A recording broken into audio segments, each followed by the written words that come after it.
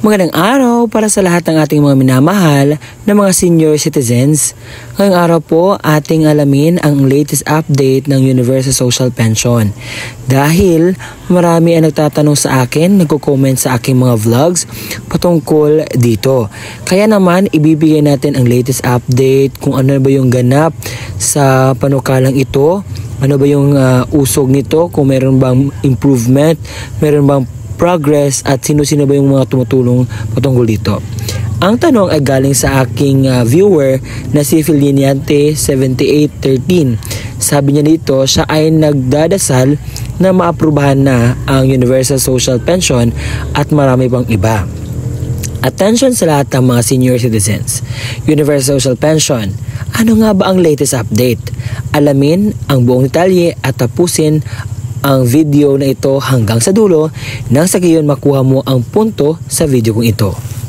Salceda, hinimok ang Senado na ipasa ang Seniors Universal Pension. Ating alamin ang buong detalye sa balitang ito. Hinikayat ni House Ways and Means Committee Chairman Albay Representative Joey Sarte Salceda ang Senado na ipasa ang Universal Social Pension for Senior Citizens Act or House Bill number 10423 kasabay ng pangakong tutulong siya sa paghahanap ng pondo para rito. Layunin ng panukala na mabigyan ng tig 1,000 pesos kada buwan ang lahat ng mga Filipino senior citizens.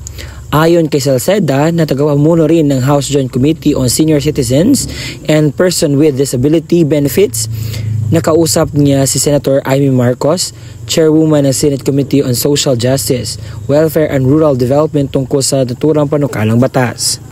Sabi ni Salceda, nakausap ko si Senator Amy Marcos nang dumalaw siya sa Albay. Tiniyak ko rin sa kanya na kayang sustenahan ang pensyon ng mga seniors at ako ang hanap ng panggagalingan ng pondo nito. Kaya pa itong ipasa sa Senado sa kasalukuyang sesyon ng legislatura. Nangako siyang pag-aaralan niyang mabuti ito. Batay sa mga datos, tinatansya ni Salceda na kakailanganin ng programang pensyon ang 28.8 billion sa unang taon para sa 2.4 milyong bagong pensyonado, 43.7 billion sa ikalawang taon para sa 3.64 milyon karagdagang benepisyaryo, at 68.9 billion sa ikatlong taon para sa 5.74 milyon pang madagdag na pensyonado. Ipanukala ko kay Senator Amy Marcos ang susunod na paraan upang makaya ang programa. Sa unang taon, gagawing universal ang benepisya para sa lahat ng mga 70 anyos at higit pa. Sa ikalawang taon, universal na rin sa mga 65 anyos at sa ikatlong taon, mga 60 anyos naman ang bibigyan ng benepisyo.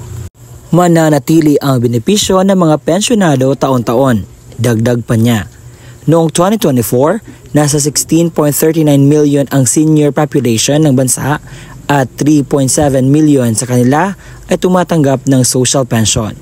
Ayon pa kay Salceda, mapupunduhan ang pensyong program sa pamamagitan ng pagbabawas ng 10% sa ayuda budget at pagdagdag ng buwis sa mga pick-up trucks, vape products at mining operations.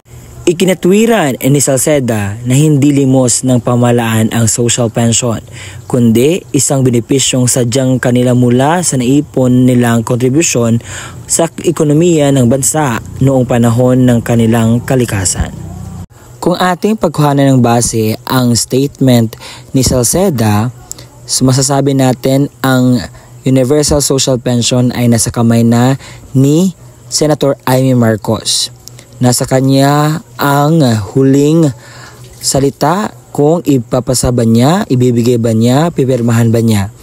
Nasanay sa pag-aaral niya dito ay makuhanan niya ng loob kung ano yung dapat na pagbigyang pansin lalo na ating mga senior citizens na 60, yung mga 60, 70, 80, 90 at saka 100.